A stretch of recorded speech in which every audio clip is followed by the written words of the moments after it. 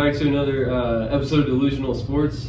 We still have just Jake, Chin, and Ricky with us. Day 20 on quarantine. That actually kind of sums it up.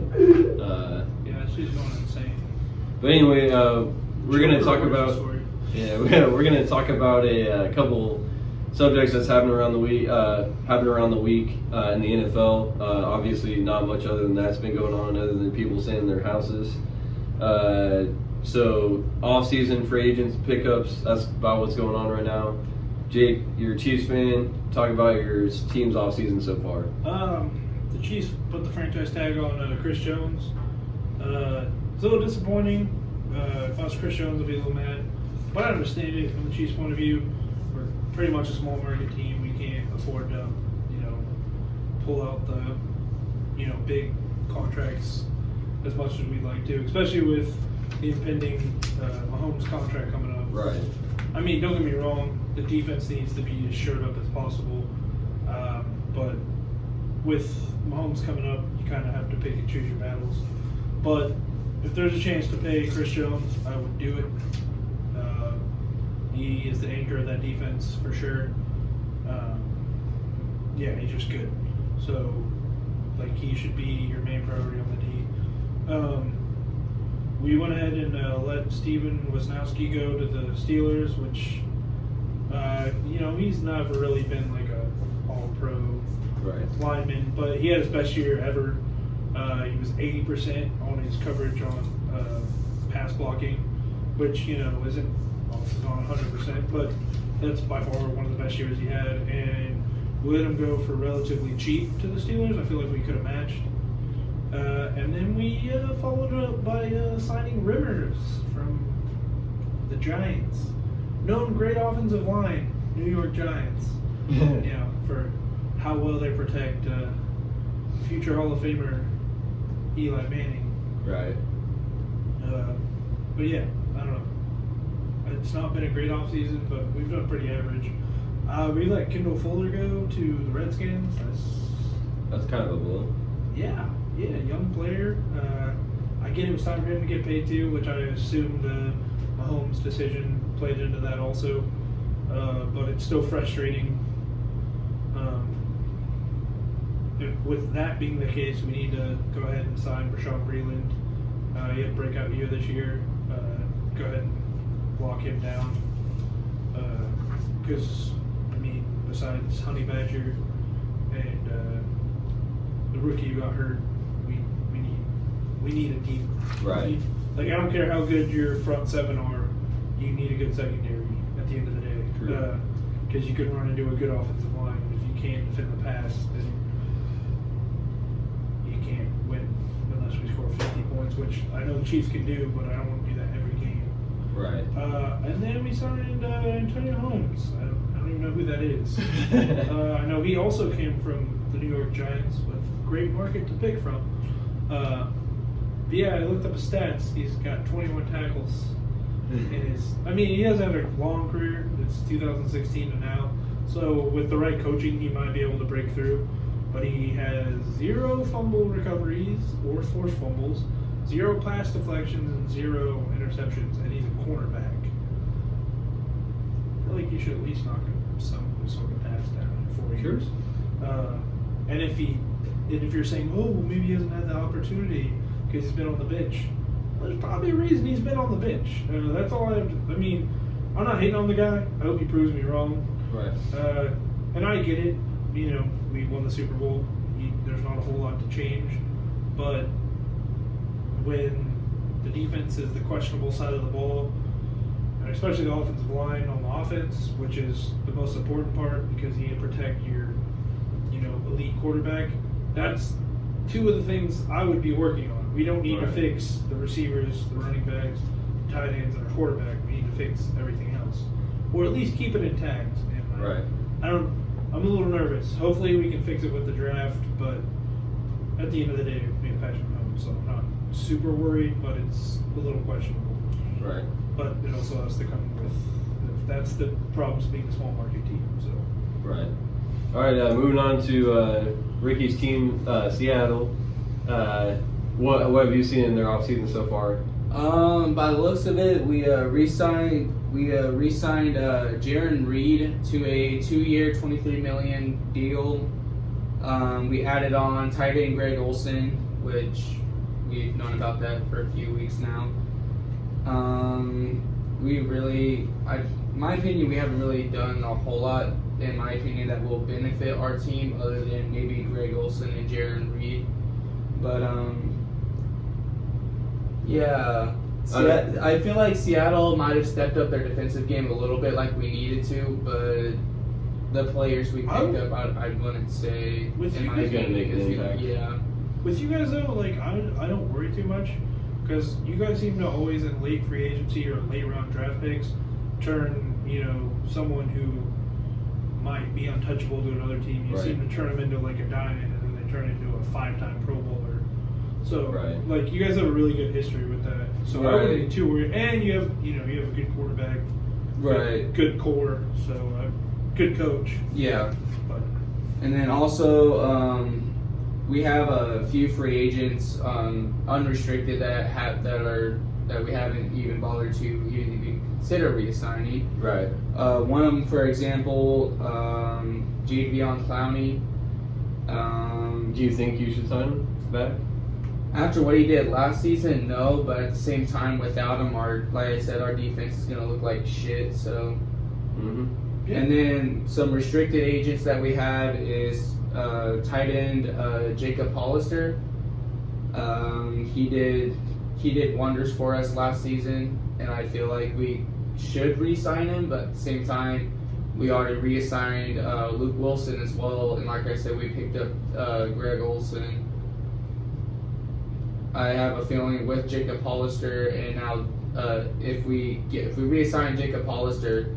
And then now that we have Greg Olsen, we're probably going to end up sitting with Wilson once again, and he's just going to end up leaving. So maybe. Yeah, I mean, we'll see. I mean, Luke Wilson is one of those like veteran tight ends I would love to keep on our team. So how do you feel about re-signing Super Bowl MVP Bruce Irvin? Yeah, you guys took him off our squad. So. Yeah. Honestly, he's not what he used to be, but I mean, good veteran. no, he's not what he used to be, but he's definitely he would definitely be a good addition to our team. Yeah, I mean, it's just familiarity. Like I feel like he'll fall back into where he was. Right. Yeah. So I mean, just kind of average off season. It's basically just going to be one of our average off seasons. We'll start off bad, but then we'll pick back up, maybe go 10-5, make the playoffs. And I mean, you guys might do good with a late. You guys can turn a late round draft pick. You might get a good receiver. Like if you're not able to sign Lockett or come to agreement with him, you can get like a Ruggs or someone, Jacob or Jefferson. Yeah, from LSU. I mean, I'm not too worried about us like having like a losing season. Like we'll most likely still make the playoffs. It's just more or less Russell Wilson's getting to the point, is getting old, and I really want him to win his next Super Bowl with us before he ends up falling out the NFL and retiring. Right. Yeah, I get you. That's a good point. That's true. Yeah, I mean, on your team, I feel like they might maybe either next year or the year after, like if y'all don't do as well as projected. Right. I think that you guys might go all in on some veterans next offseason or something, but.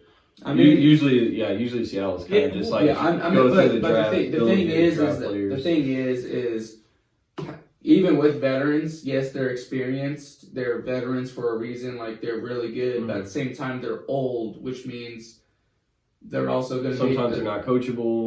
Sometimes they're not coachable. Sometimes they have like their own ideals of like what we should do, and at the same time, they're also slow. They're also going to be slower as well. Yeah.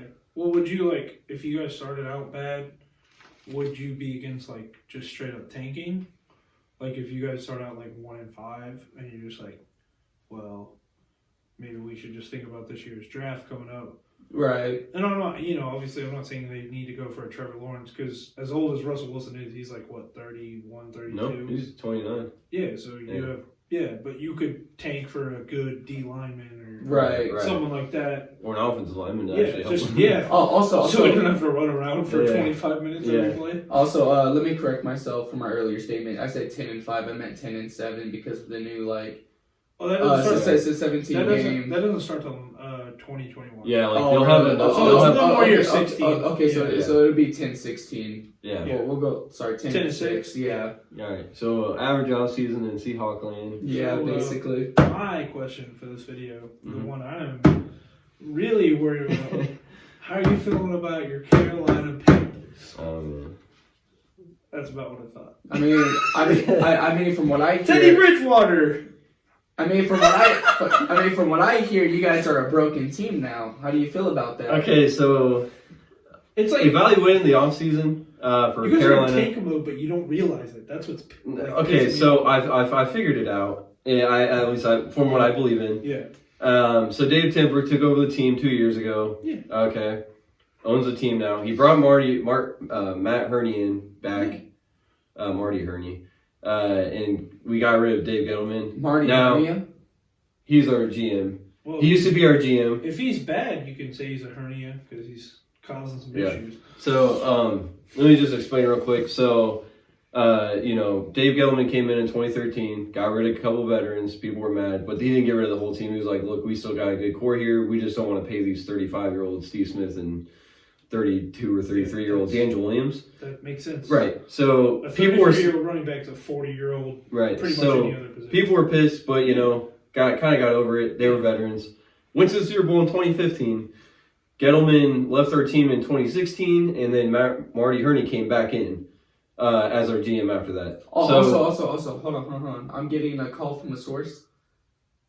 Yeah, this just in. Cam Newton now has a hernia. He has to retire early. Okay. You Anyway. don't have to worry about that. It's not a quarterback anymore.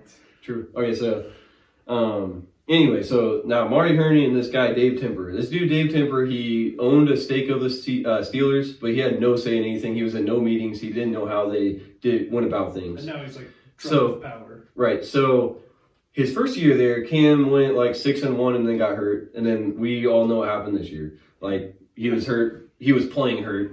So He still had a good record out the gate though. yeah. So right. And I think they went like 5-3 before. Yeah, 5-3. Yeah, before losing every single game And after even, that. and but- even like the 2 games before he went out, they were like 5-1. He was like, right. he just got hurt. Right. So Dave Temper had a statement and he said, hey, I've waited around too long. Now, do I think a year and a half is too long? No, it's not. He said, I went and waited too long. So this offseason, I was like, okay, cool. So we're just going to get rid of the team.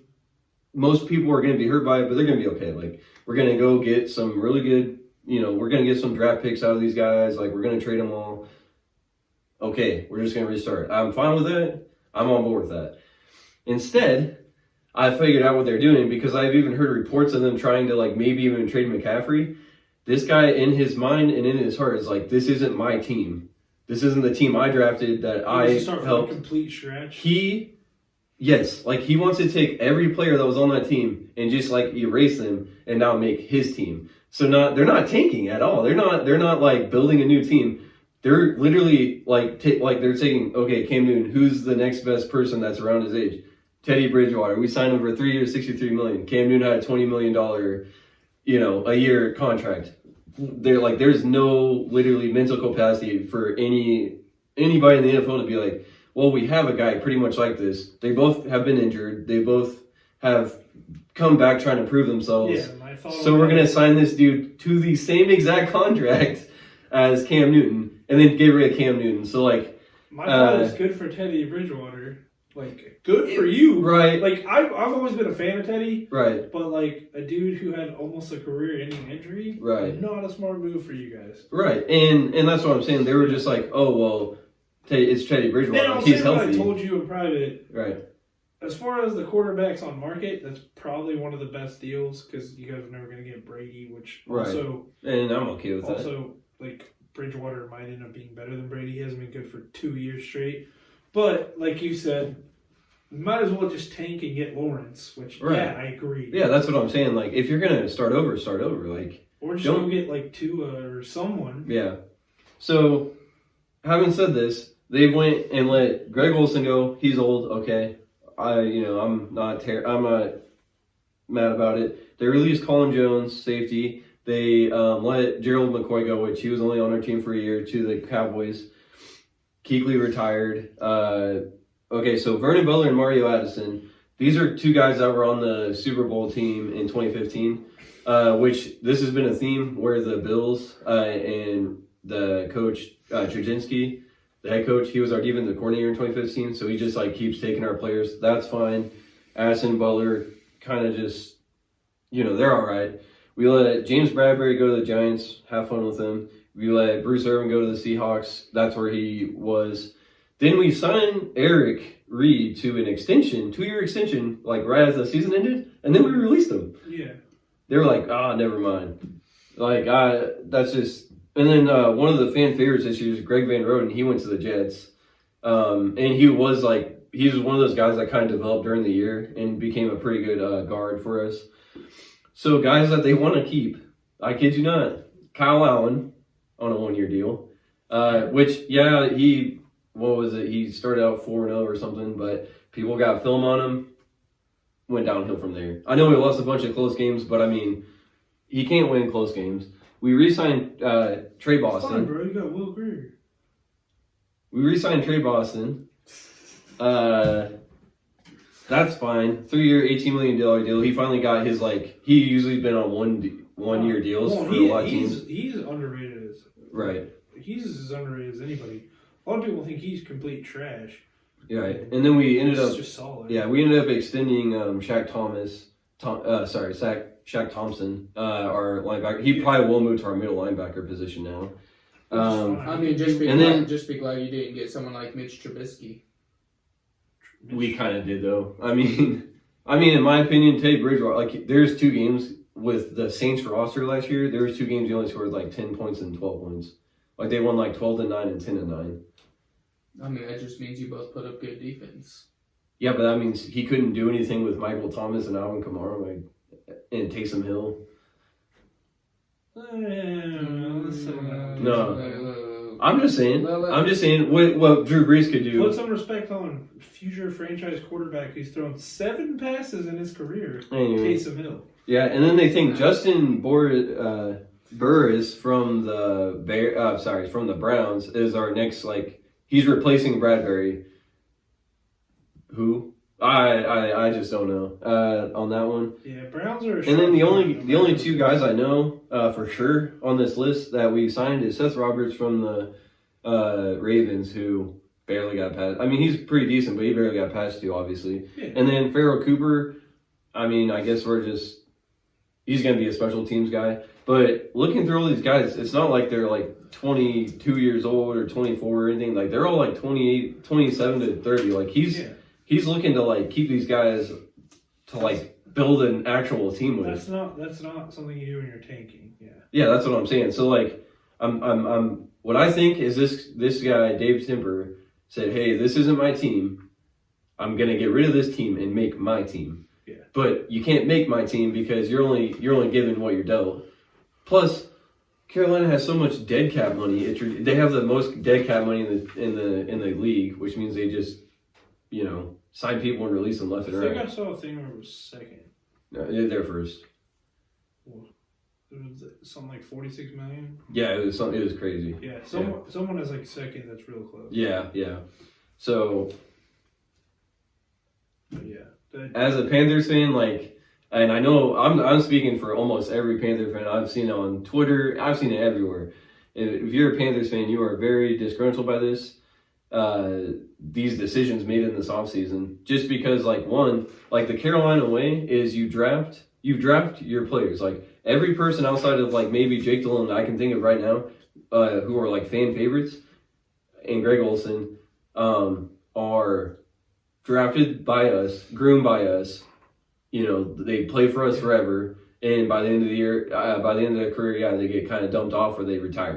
That's kind of how the culture of the Carolina Panthers, and it's always been a culture. Most of the fan base sucks up to is they're kind of homegrown in a sense.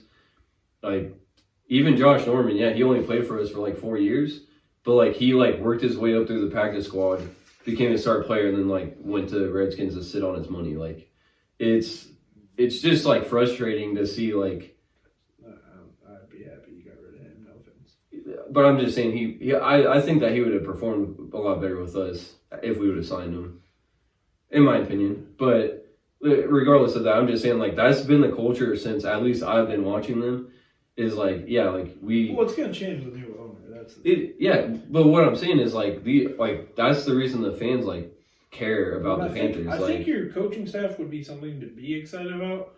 It's just that you signed them for so long. That's it. Right. Like a 7-year deal sucks, but like something fresh would be like. I know obviously it was at the college level, right. but like I watched a lot. Like being a Big 12 fan, I watched a lot of those Baylor games. They do run a different style offense, and their coach is like a type that like cares about like his players, and he's like in on practices and hands on. And I know like obviously with like college basketball coaches going to pro that doesn't work, but like I've watched like a mic'd up thing with him. Like he's not like he doesn't yell at him. He's like in on there. He's like, hey man, like you're doing good. Like you know what I mean? Like he's in on stuff, but not to the point where he's annoying. Like he's not going to annoy these 30-year-olds and 20. Right. And then Brady, I think, was a good sign. But you guys just need to get a good quarterback to go with him because like I don't care if it's at the college level. He had Burrow throwing at like a 80% pass percentage, which means at least for like the first half of your games this year, you guys are gonna no matter like if you can get just a halfway competent quarterback in, he's gonna with his plays and disguises and stuff, you guys are gonna have decent success. And with McCaffrey, people are gonna be might be traded. Well, if they keep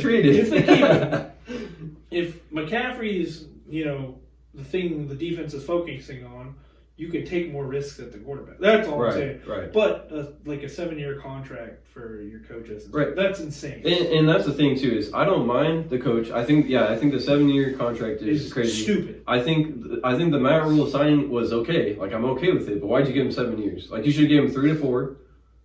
That's not bad. Yeah. Pops. And then Joe Brady, I completely agree too. But if that's the case, why are you not going in for draft picks? Why are you not like letting them build with them? Yeah. Because like when we drafted Ron Rivera, or when we got Ron Rivera and we signed him, we drafted Cam Newton to go alongside him. Yeah. We built with the coach. Yeah. And, I mean, you guys got like the 6th or 7th pick.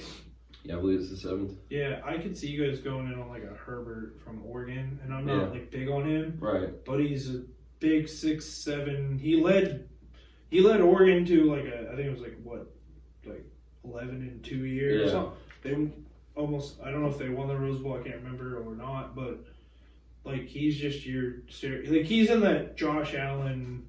I don't know, that's not a great comparison, but he's in that cut of he's tall. He's got a cannon, and he might be smarter. I don't know, but I mean, you guys could start from scratch, but you need to do it now. That's what I'm saying. From the sounds of it, is it's just kind of like you're right though. They're gonna go with Bridgewater, which sucks because he's gonna lead you guys to like 7 and 9, and you're gonna get the 14th, 15th pick. Right, and it's not that I don't like Bridgewater. It's that like the circumstances of getting him, like it's a bad time to get him. Right, and in my opinion, like hardcore, like Panthers fans like me, like we're gonna be like, okay, you signed this guy who's basically supposed to like fill the shoes of Cam Newton, like we're gonna expect him to we're gonna expect him to go 12-4, like we're not gonna expect him to be like, we signed, the first year's 6-10, oh we're good, we'll just wait till next year, like we're gonna expect him to do some good things. I think like a cool thing you guys might be able to do is like take him with that $20 million, obviously. I would draft Herbert or something like that. Right. And then if Bridgewater sucks, give Herbert a chance at the end of the year, shit like that. And then you could trade Bridgewater for maybe a couple picks. Right. But at the end of the day, I don't know. But so overall, about the team, they get a literally D+ from me. I mean, Chiefs wise, I give them a C. Yeah. I can't really judge bad or good. I'm not super confident in it, but I mean, we just won the Super Bowl, so you can't really be too mad. And we kept Chris Jones, which is the most important out of all these. But yeah, I don't know. I would be fighting to keep who I could. Yeah, What about definitely. you? For the Seahawks, I'd give them maybe a C minus. Just mainly also because for some reason we haven't even reassigned David Moore yet. He was in my opinion, he was a big part of our wide receiving core last season. So, He's a good third option. and then also our left tackle George Fant went to the Jets, and then Oh, our that defensive is good lineman loss. Quentin Jefferson went to the Bills. So. Bills are all in.